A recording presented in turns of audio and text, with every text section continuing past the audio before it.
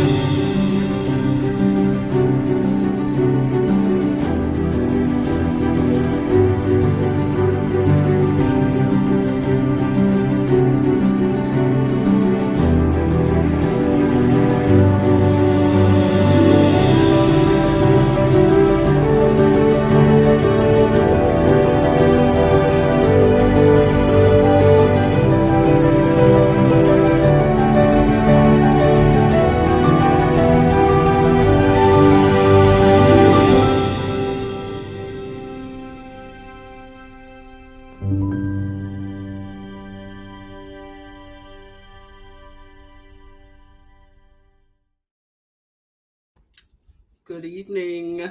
How are you? Thank you for joining. Last minute, right? That's how we've been getting together lately. Well, thank you for coming into the Chatmosphere IG.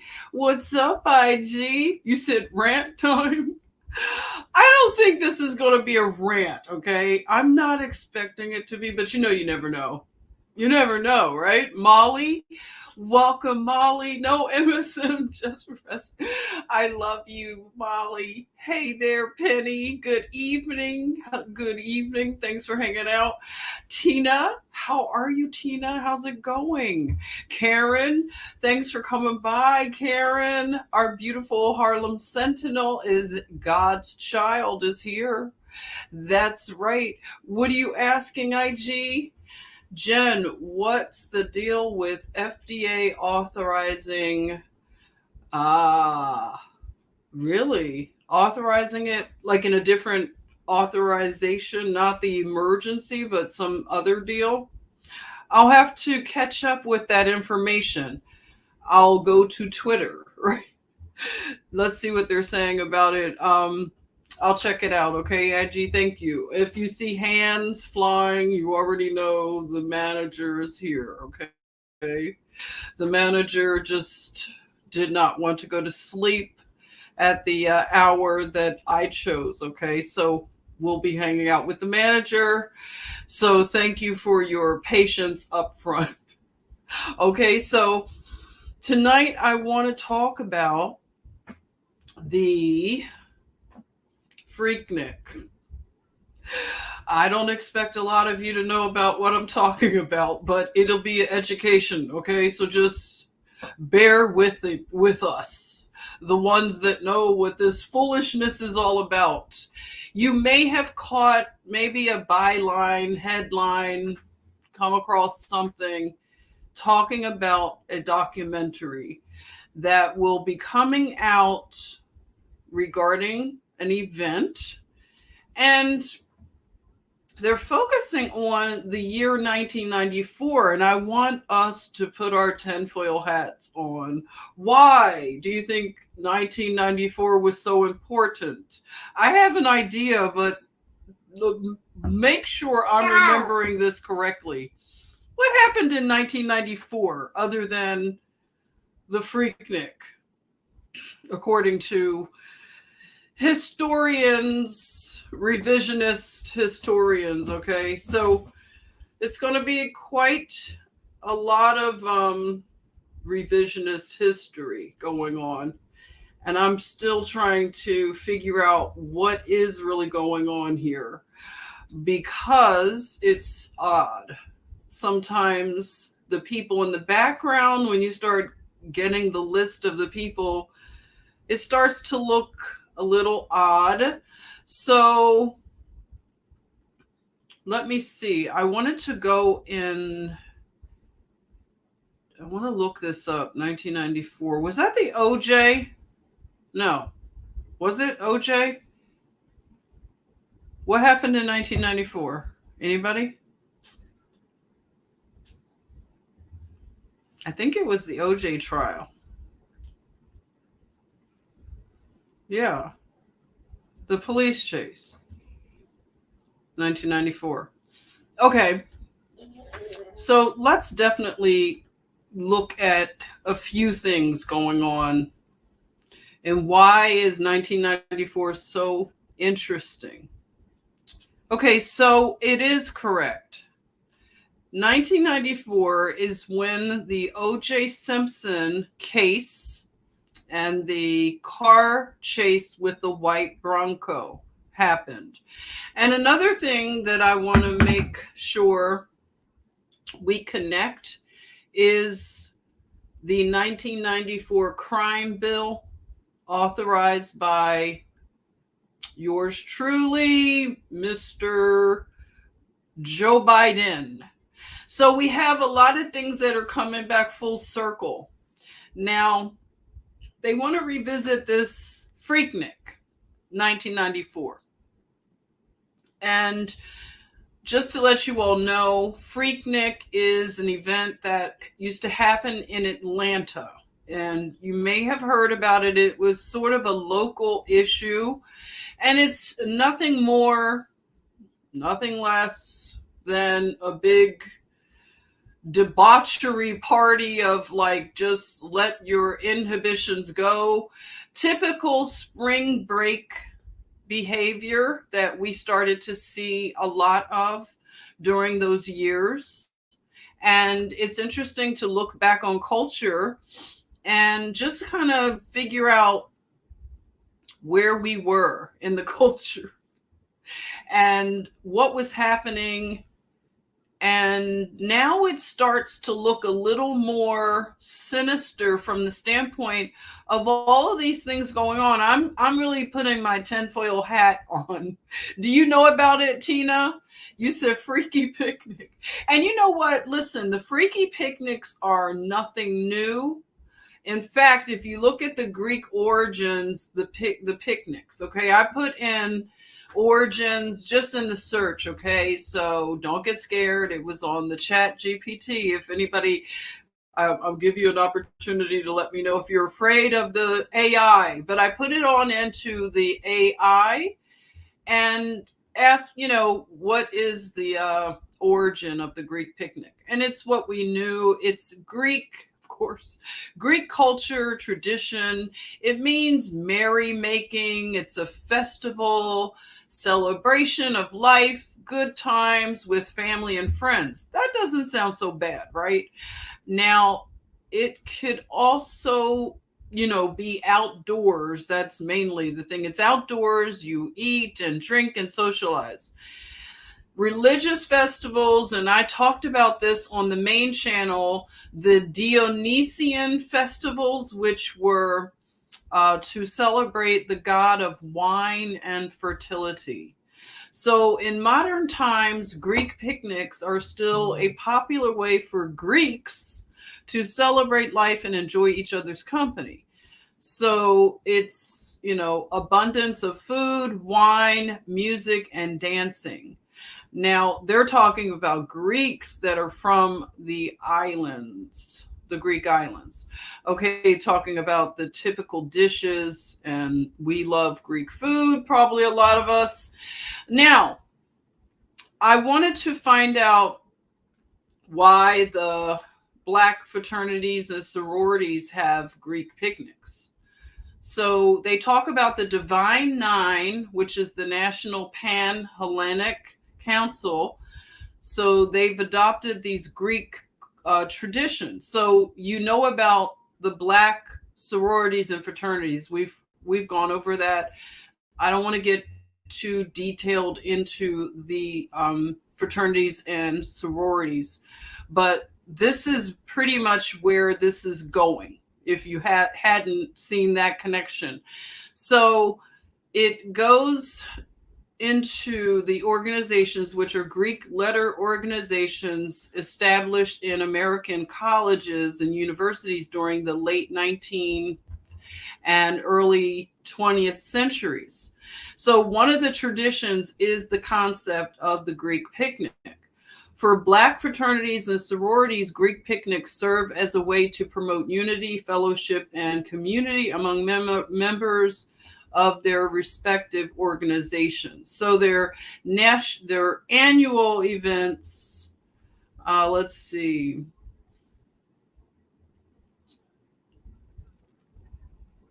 Trying to get through.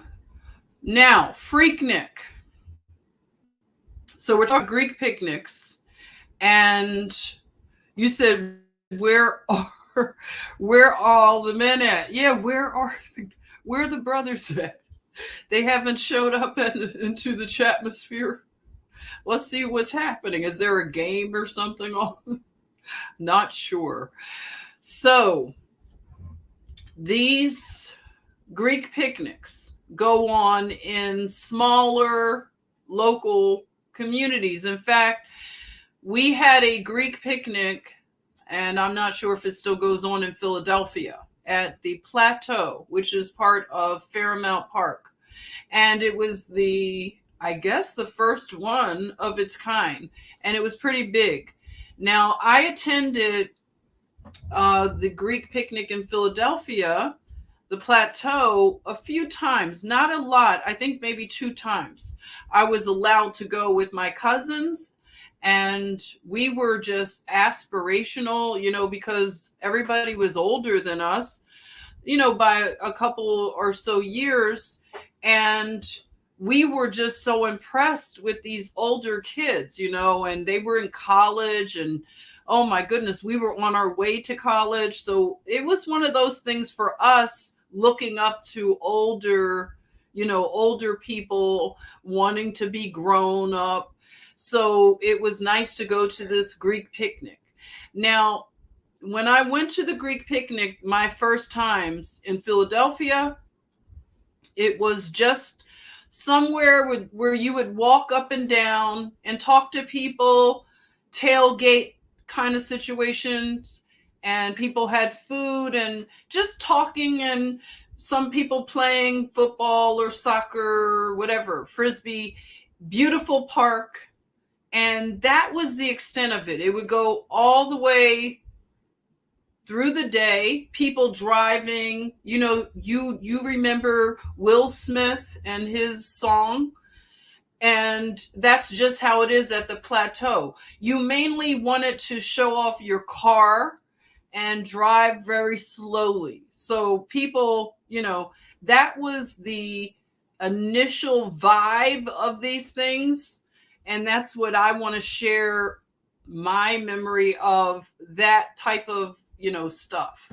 Because we're talking, when I went, it would be the 80s, like the 80s. Okay. So by the time I went to an HBCU, which we're going to shift over and talk about this Freaknik stuff.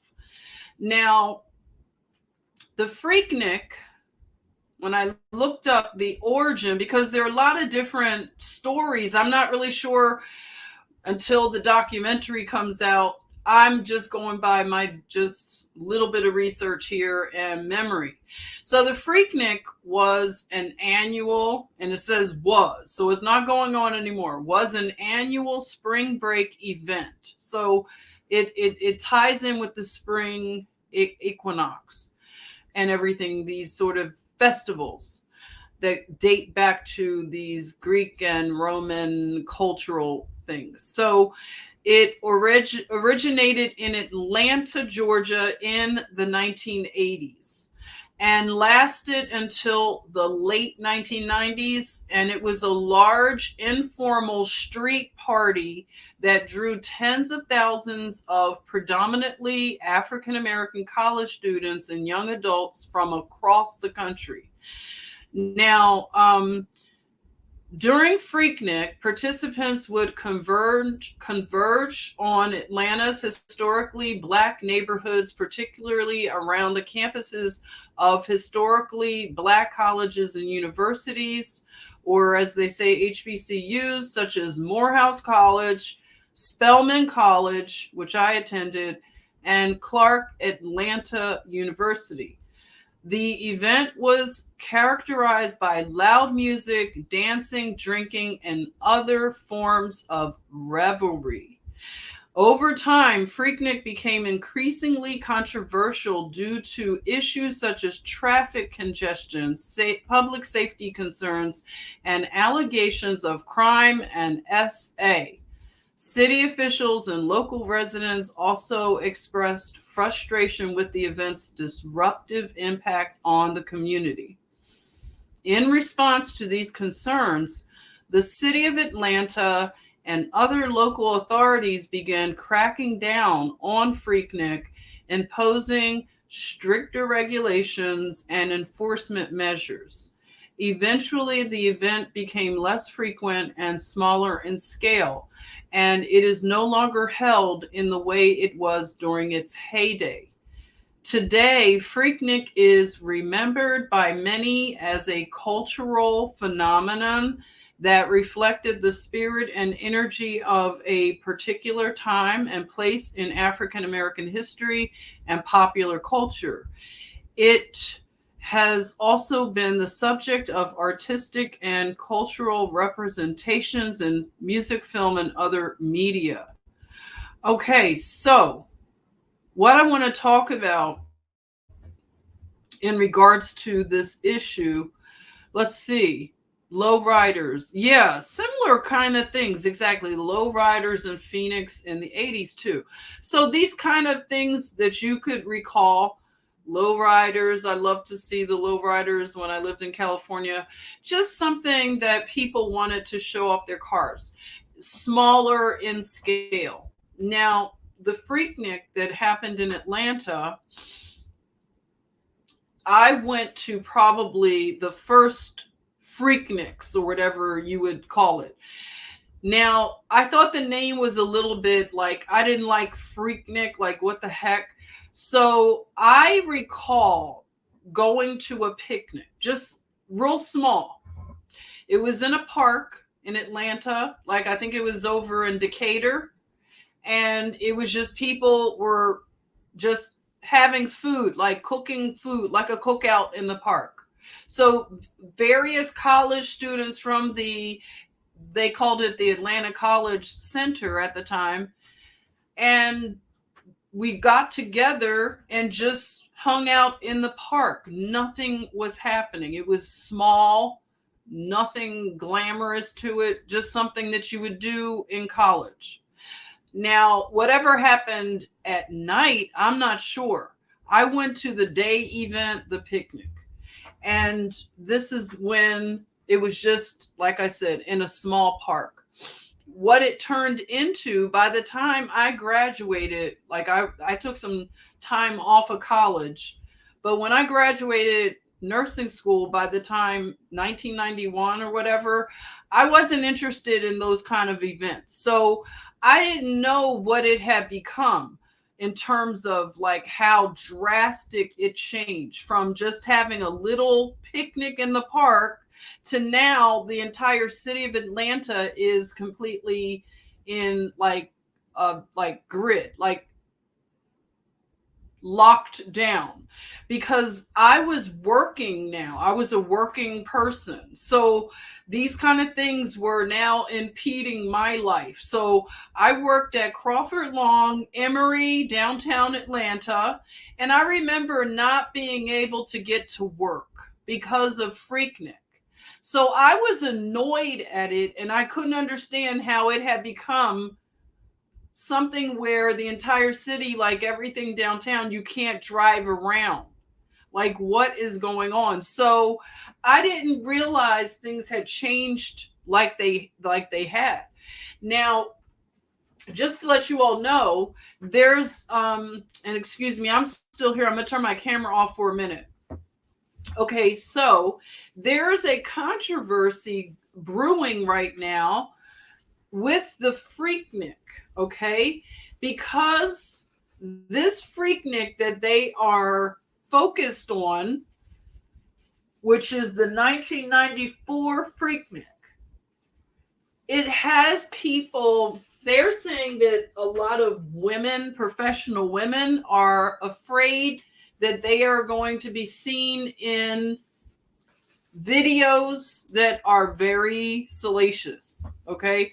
Now, there's some kind of lawsuit possibly to stop Hulu from releasing this documentary. But that seems odd because the people behind the documentary are people like Jermaine Dupri. If anybody knows about Jermaine Dupri, he's a producer out of Atlanta. So it's like you have names like Jermaine Dupri that are behind this documentary. So if Jermaine Dupri is behind it, why would he want to do this to other people in terms of from his community and expose them and cause all of this, stuff that's happening where lawsuits and whatever. Now, yeah, Janet's ex-boyfriend. I love it. Yes. Jermaine Dupri, Janet's ex-boyfriend.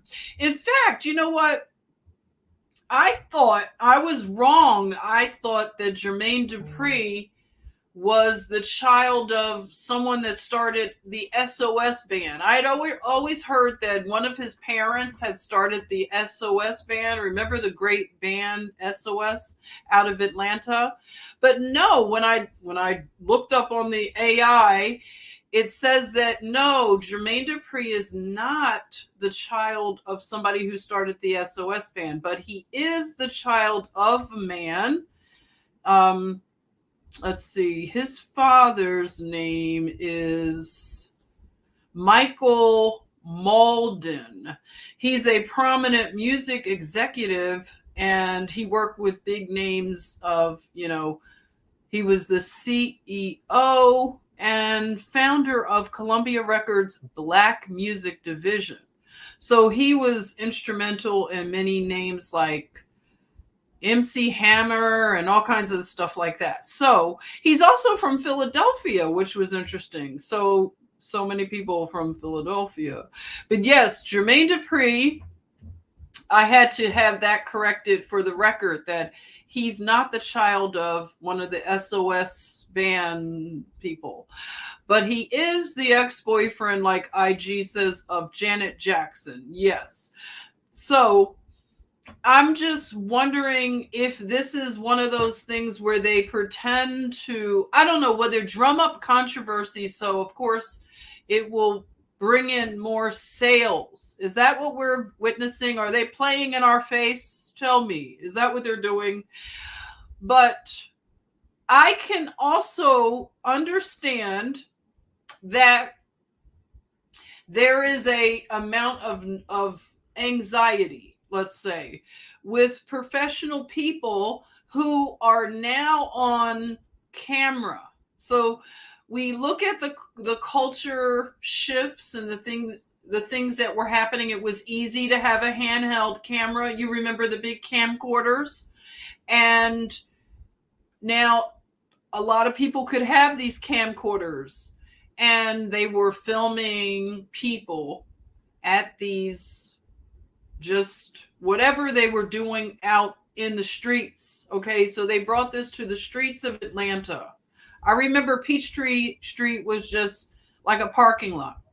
So now you have people that are on camera, on film, doing things that now they want to make sure is not going to be seen. And you said it sounds like a ratings drama. It does to me too. Now I get like I said, I understand if somebody is a lawyer now or they have some type of big position and they were out there in the streets of Atlanta, as they say, busting it open and letting people film them, that is going to cause a problem. But I'm hearing people really play it up like, oh, your mothers and your aunties were out there, and you're gonna learn about this, and it's gonna change your whole family, and your your husband's gonna. It's like they're really drumming up the drama, as you said, and also the divide. What I'm seeing is, of course, the divide between men and women. And that expression of the divide, it's more dramatic in the Black community. For some reason, it's more sexy to look at how are the Black men and the women fighting each other.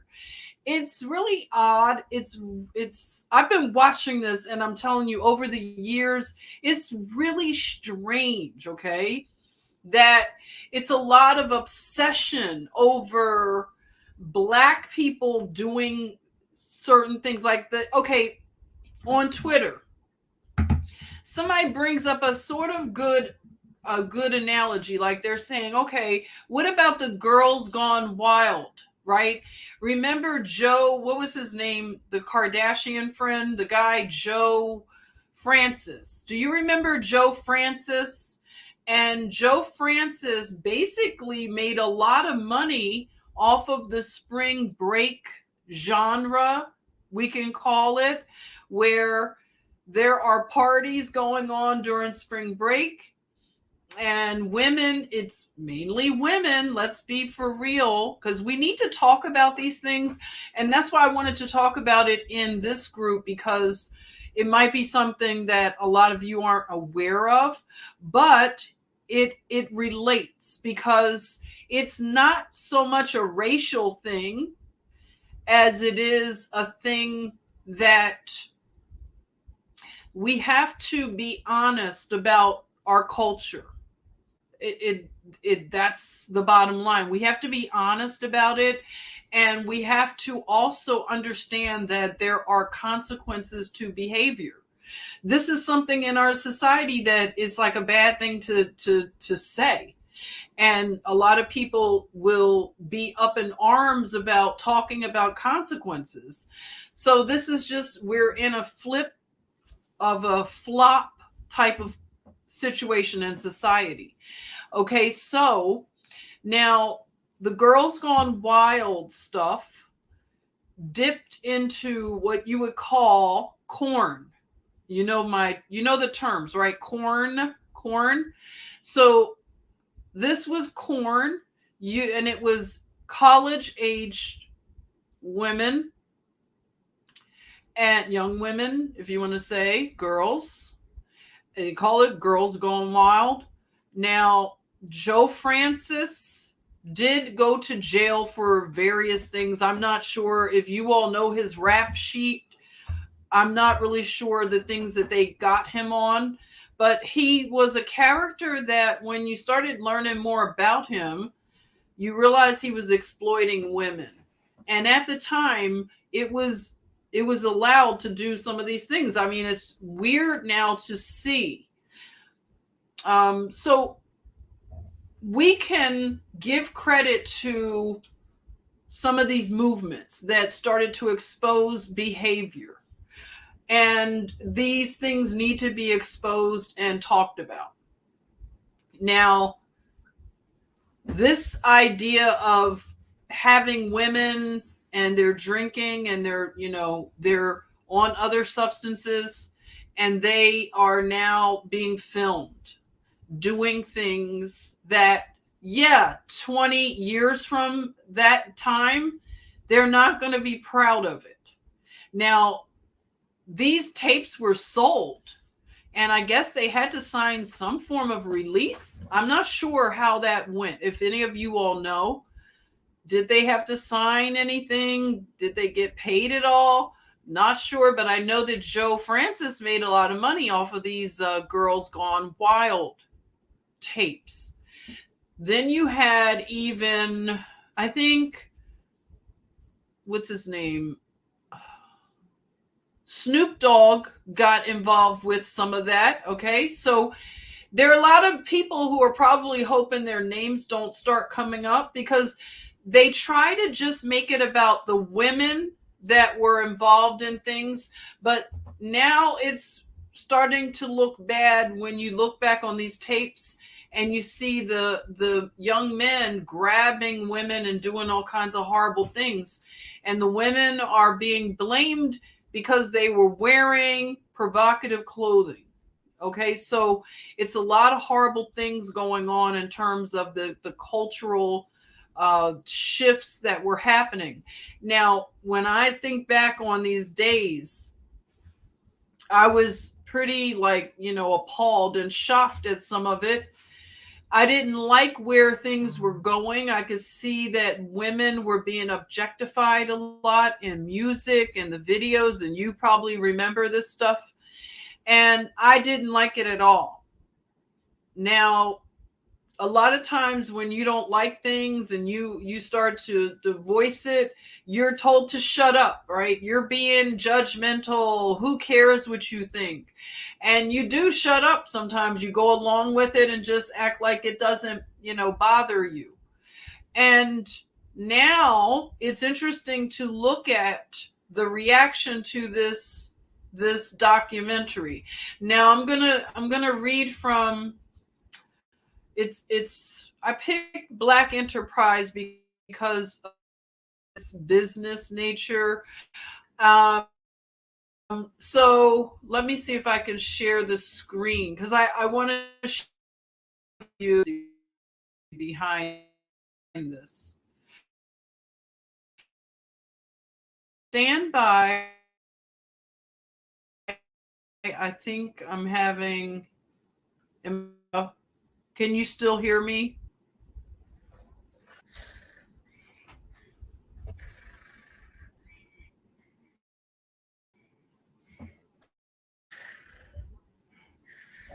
You'll probably manager making all kinds of funny noises.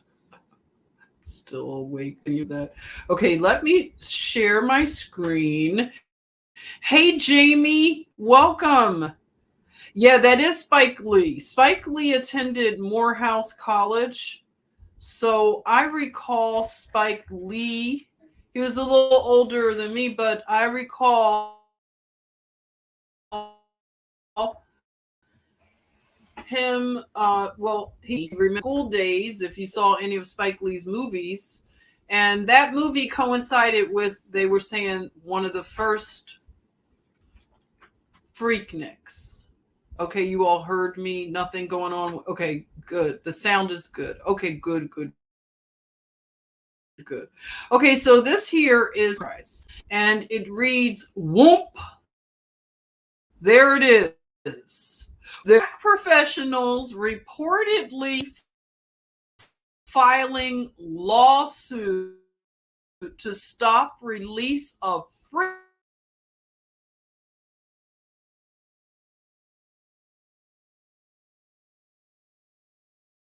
Freaknik documentary. Can you imagine? Okay,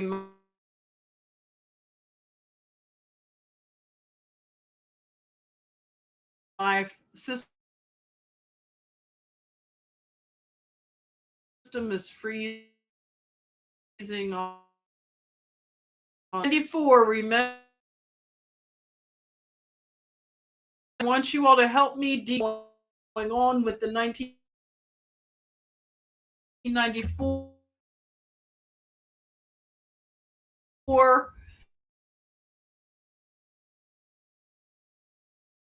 time. We already confirmed that this was the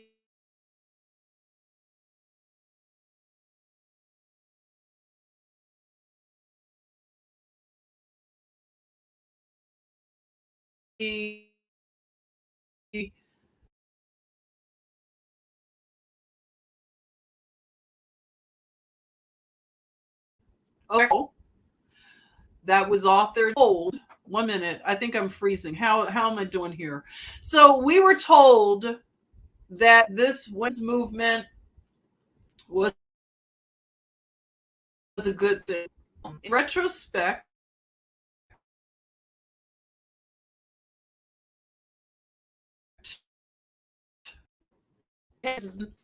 and and choose was IG. Sorry.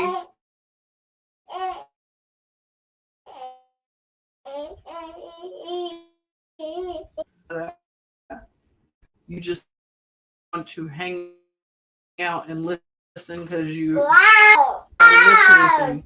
Okay. So everyone, back to this. So you have the crime bill, you have the now stand by, the sound is in and out. Is it still freezing? It's good now, Molly. Thank you. Thank you all. This, oh, you know what this is called? Also, my daughter reminds me, is called planned obsolescence. Obsolescence, like all of the technology is just starting to become old. Just want you to get the next thing, okay? So they start all this stuff starts to break down and everything, just the connections. It's weird. Okay, so back to this subject. Women and, and it's very equal.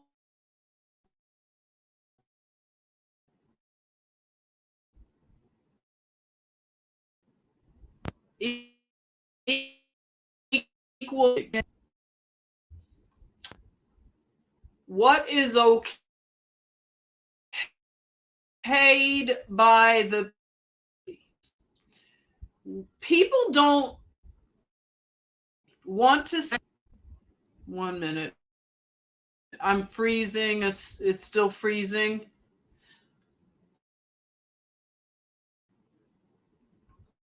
Someone hang. All right. So back to what I was saying. I don't know where it started to cut out, but women do not share in the same. If I don't know, there are double standards, and they are there for a reason, for protection of women. Women are not supposed to do everything men do. It's not going to work out that way in the end. So we have been deluding ourselves with this stuff to think that women can do the exact same thing men can do. It's so women have been harmed the most. Free, do whatever you want, and now you can just age and go into your older years and be okay with what you did when you were young. So you know how the New York Post has that sort of tagline that says, if you don't want to see it on page 6, then don't do it.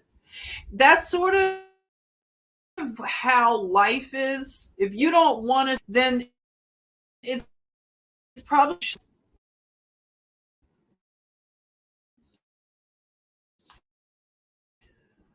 something right now. So back to what I was saying. Part of the apocalypse. This is just one segment of it. It is the exposure of all. So this is good for our society and culture. It may be uncomfortable, and, and I feel and exposed.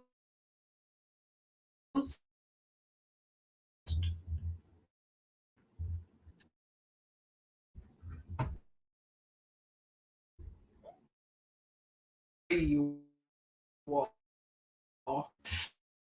Except back to cutting out again.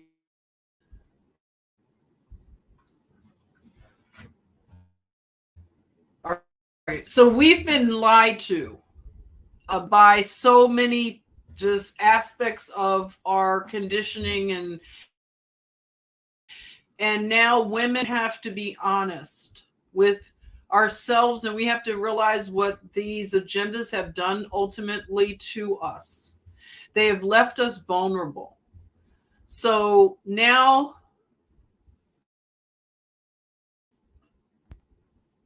this documentary is, oh boy, what has happened?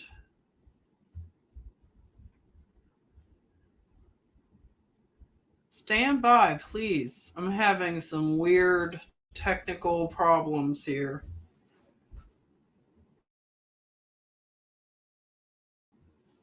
Very weird. It's cut out.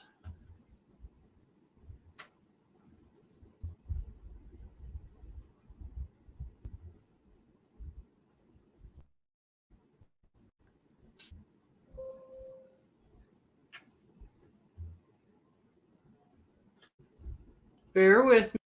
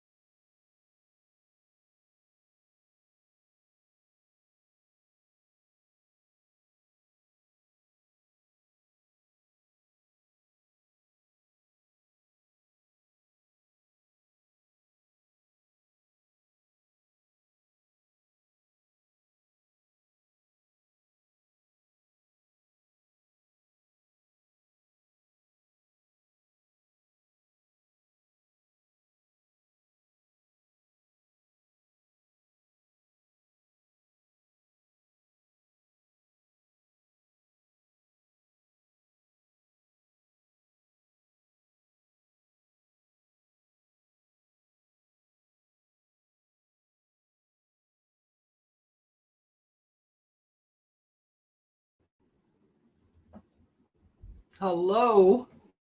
Am I still on? Can you hear me? That was so bizarre. Hey, Chris. Let me know if you can hear me. Yeah? Hey, Chris. What in the heck? That has happened more than one time, right? You all have observed me getting kicked off of the whole platform and it doesn't even recognize my camera or anything. So it's so weird. Anyway, I don't want to keep on with this. I'm so frustrated with technology. I would love to go live more. I'm just wondering like what's up. I really want to upgrade my devices or something. I'm so over it. But anyway, back to I just want to do a recap and just a final word on this Freaknik situation. I want to just say that again to rehash what I said in the beginning. I probably attended one of the earliest what you would call Freaknik, and it was just a picnic out in a park, just a small park in Atlanta where you cooked your food and talked to each other. That was it. Now, what it became by 1994 was something that it was a reflection of what the culture was becoming through music and whatever. So the morals and the decay that has happened, it's hard for people to face it. And, it's a lot of dishonesty in terms of looking at the root cause and not wanting to repent of the way that we have behaved and not wanting to admit it to yourself or to others that maybe we were wrong and we got this wrong and we should go to a another in terms of cultural morals and I don't know, standards. How about standards? And without standards, and boundaries and things like that, people violate others. And, to do no harm and to live in a situation where people are respected, that's something that we have to figure it out because women are really under a strange attack by the enemy, and women are being mocked, women are not protected, and men are being just, can't be a man, you can't be, you can't exhibit too much testosterone. We're in such an upside down world. And this is because we got away from truth, objective truth. So now you can do whatever you want, and it just is not sustainable. So, in terms of this Freaknik stuff, I just think it's unfortunate that this is a moment for self reflection and a moment to rise up and teach the younger people that, yeah, consequences there. You can't hide from your past. And this would be a great time to share an intergenerational moment, but I'm not sure that's going to happen. I don't have a lot of faith in that Greek type of culture, Black Greekness.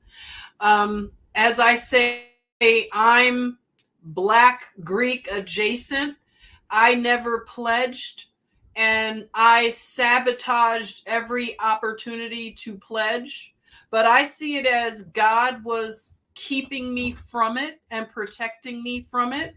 So I'm not a Black Greek, but I have them in my family, and most of them do not like me because I just, I'm not a hive mind person. So I could have never even pledged. I probably wouldn't have even made it through the pledging process, because I'll go along with something, but then something clicks in me. I'm like, I don't want to do this. This is stupid, And a lot of people, especially my Black Greek former friends, a lot of them would hate on me because they wouldn't understand, how is Jennifer doing this? How is she able to do that? How is she able to do that? And they would wonder about how I'm able to do what I'm able to do. They don't think about who my Father is, like my Father in heaven. They think that I need to be in a sorority in order to be blessed in life. Like, they can't understand, how does she travel? How does she do? Because I serve a living God. I don't need to be in your stupid ass sorority to have doors open for me. So they feel like this very arrogant thing where they are the gatekeepers, and you don't get to get jobs and things and opportunities unless you come and kiss their ass and other things they may want you to do. But they can't understand how you're able to move the way you can. So my thing is this group, this Black Greek, it sounds so retarded to even say Black Greek, because they're the main people always talking about racism, but they want to be aligned with Greek culture. Greek, of all people, the Greek, that's where Tom Hanks went, right? Didn't he go and hide in the Greek islands because that they're more lenient towards certain proclivities, right? And they want to be aligned with a group of people that you think of Caligula, the Roman, whatever, the nasty parties and things like that. So this whole idea of partying, and even though you may go to parties and move around with certain circles, you're not invited to the private after parties. So I am aware that I wasn't invited to go into the deeper parts of these kind of parties. You hear about these parties, you hear about names like Janet Jackson when you live in Atlanta. There are a lot of private parties a lot of people attend. And when you work at hospitals and things like that, you tend to know some things. And if you're all into celebrities and all of this stuff, You'll be impressed. You might want to be a part of these parties. I knew a lot of doctors that had parties and they'd have other parties. And I wasn't invited to them, thank God. One tried to invite me to a party that I had to say, no, thank you. But you have this thing with the Black Greek lettered organizations. So these, again, are the same Black people. They want to tell you about white supremacy all the time, but they want to call themselves Black Greeks. You can make that make sense, okay?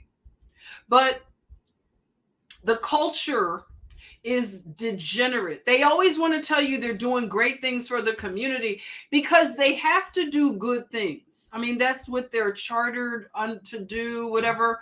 But it's the bacchanalia, the parties, the things that go on behind closed doors. That's what it used to do. They used to do it behind closed doors. Now the stuff is done out in the streets of Atlanta. It was being done. Because that's how much we slid. And Atlanta is a city that things were done underground and now they've come up.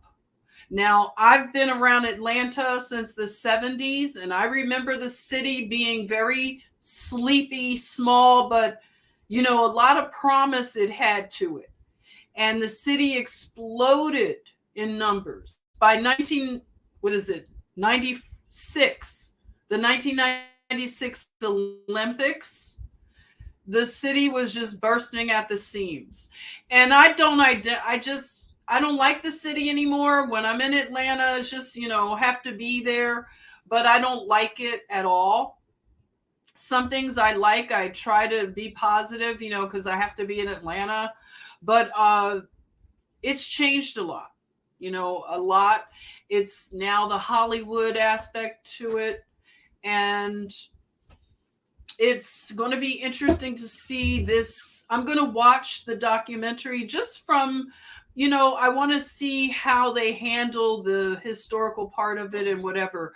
But it's an interesting conversation to have when it comes to this divide that they want to have between the sexes. So they want to have women just being targeted for the shame of what they did when they were younger, whereas the young men being seen on camera, it's a two-way street.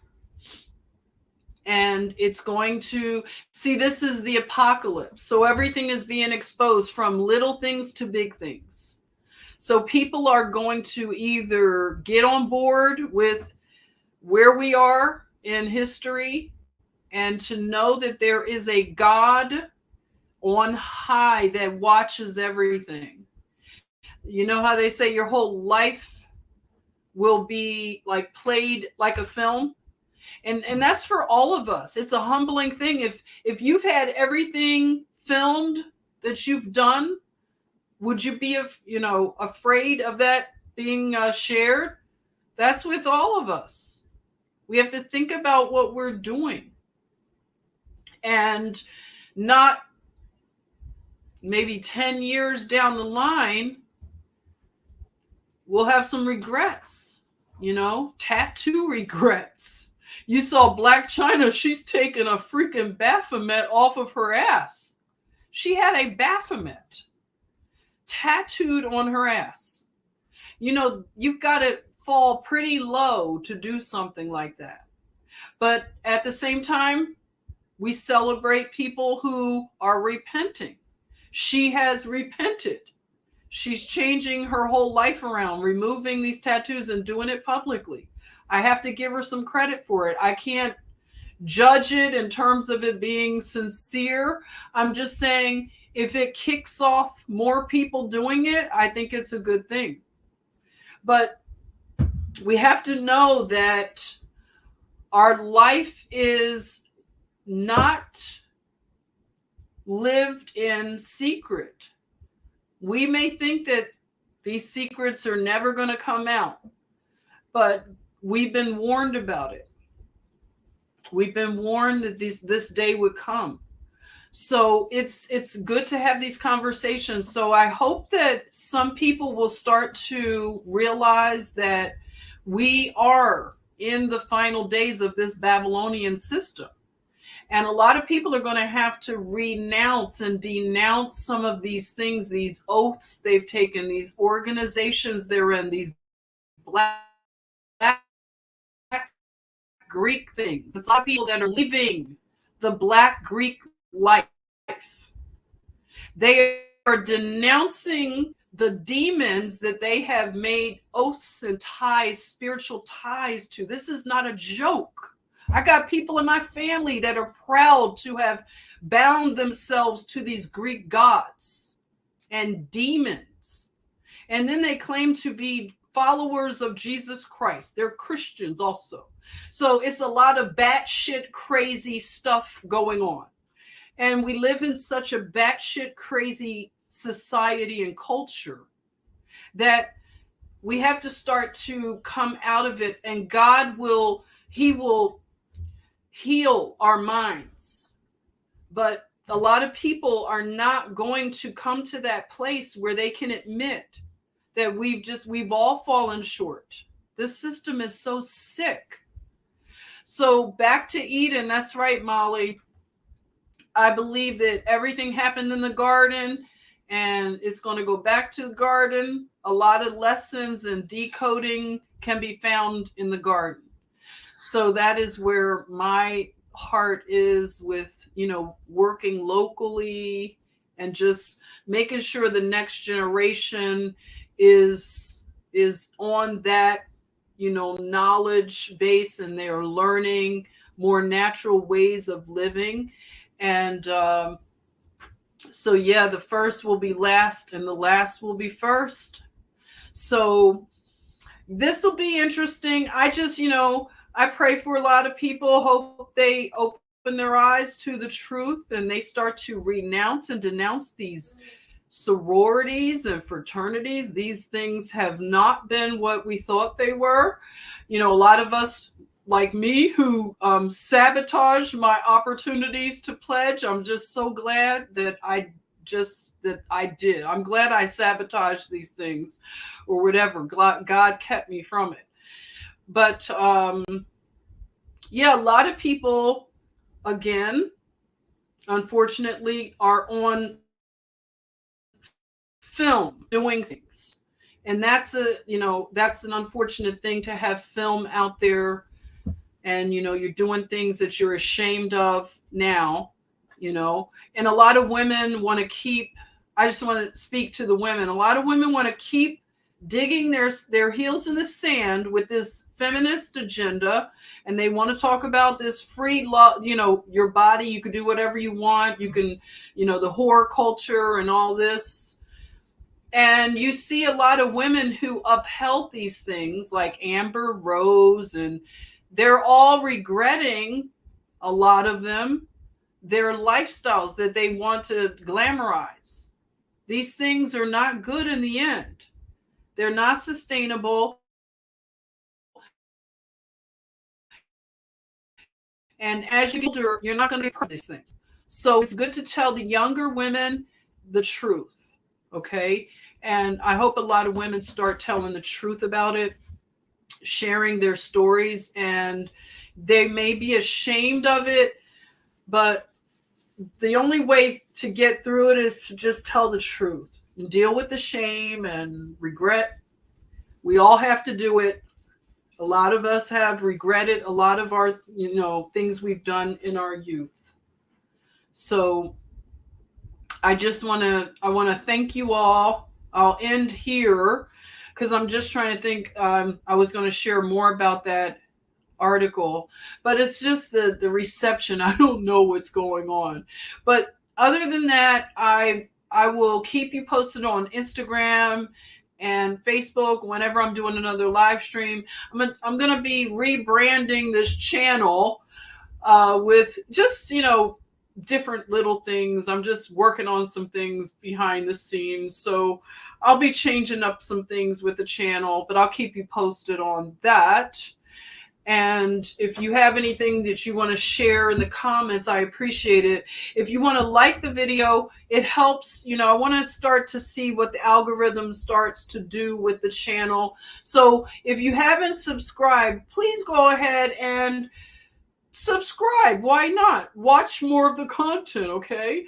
And thank you for your patience with me, as I know I've done more content in the past. I want to get back to more frequent content. So bear with me on that. And I know you have, and I love you all. And I'll see you soon. And have a good rest of your night. It's already the next day. Wow, it's midnight. So I'll end on midnight. Exactly. Take care, right? Love you. Bye bye, everybody. See you soon. I'll keep you posted.